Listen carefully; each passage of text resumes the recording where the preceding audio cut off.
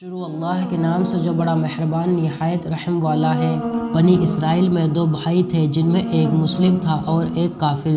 دونوں بھائی مچھوارے تھے۔ کافر بھائی بت کی پوجا کرتا تھا اور جب مچھلی پکڑنے کے لیے پانی میں جال ڈالتا تھا تو اس کی پوری جال بھر جاتی تھی اور جال کھینچنا مشکل ہو جاتا، اور دوسرا بھائی جو کہ مسلم تھا اس کے جال میں صرف ایک یا دو مچھلی ہی آتی، وہ اس مچھلی کو لے کر اللہ کا شکر ادا کرتا۔ ایک بار اس مسلم مچھوارے کی بیوی اپنے چھت پر گئی تو اس کی نظر کافر مچھوارے کی بیوی پر گئی جو اچھے کپڑے اور اچھے زیور پہنے ہوئے تھی۔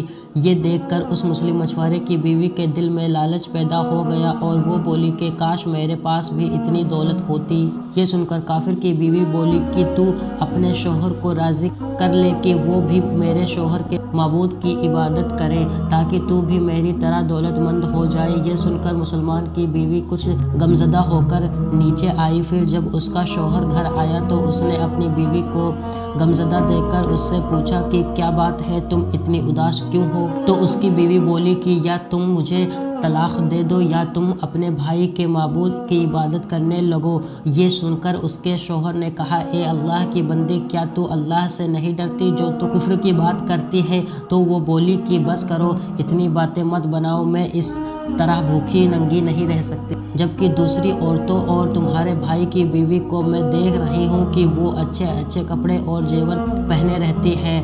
جب اس مسلم مچھوارے نے دیکھا کہ اس کی بیوی ضد پر آ گئی ہے اور وہ نہیں سمجھ رہی ہے تو اس نے اس سے کہا کہ ٹھیک ہے، تم پریشان مت ہو، کل سے میں مزدوری کروں گا اور خوب محنت کروں گا اور میں تمہیں روزانہ 2 درہم دیتا رہوں گا۔ ان 2 درہم سے تم اپنی ضرورت کی چیزیں دھیرے دھیرے کر کے خرید لینا۔ یہ سن کر اس عورت کو تسلی ملی۔ صبح صبح وہ مسلم اپنے گھر سے مزدوری کی تلاش میں نکلا لیکن کہیں بھی اسے کوئی کام نہیں ملا۔ وہ ادھر ادھر پھرتا رہا لیکن کسی نے بھی اس کی مدد نہیں کی۔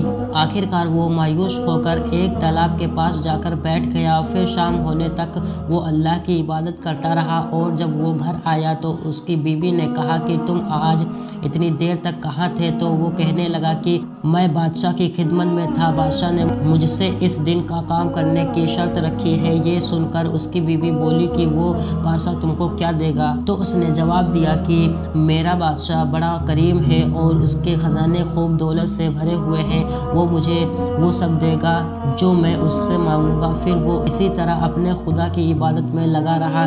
جب تیسری رات ہوئی تو اس کی بیوی نے کہا کہ اگر تم نے کل مجھے درہم نہیں لا کر دیا تو تم مجھے طلاق دے دینا۔ یہ سن کر اس کو بہت دکھ ہوا اور پھر وہ اگلے دن ایک یہودی کے پاس گیا اور اس سے کہا کہ کیا تم مجھے اپنے پاس مزدوری پہ لگا لو گے؟ یہ سن کر اس یہودی نے کہا کہ ہاں میں تمہیں مزدوری پہ لگا لوں گا، مگر ایک شرط ہے کہ میرے پاس تمہارے کھانے پینے کا کوئی انتظام نہیں ہوگا۔ یہ سن کر اس نے اس یہودی کی شرط مان لی اور روزے کی نیت کر کے وہ اس کے ساتھ مزدوری پہ چلا گیا۔ ادھر دوسری طرف ایک آدمی اس کی بیوی کے پاس گیا، اس کا دروازہ کھٹکھٹایا تو اس کی بیوی باہر نکلی تو اس آدمی نے اس کی بیوی کو 29 اشرفیے دیے اور اس سے کہا کہ یہ تمہارے شوہر کی مزدوری ہے، تمہارے شوہر 29 دن سے بادشاہ کی خدمت میں تھا اور پھر تمہارے شوہر نے بادشاہ کو چھوڑ دیا۔ اگر وہ 30ویں دن بھی بادشاہ کی خدمت میں جاتا تو اسے بہت کچھ مل جاتا، لیکن وہ ایک یہودی کے پاس چلا گیا۔ اگر وہ ہمیشہ بادشاہ کی خدمت کرتا تو اسے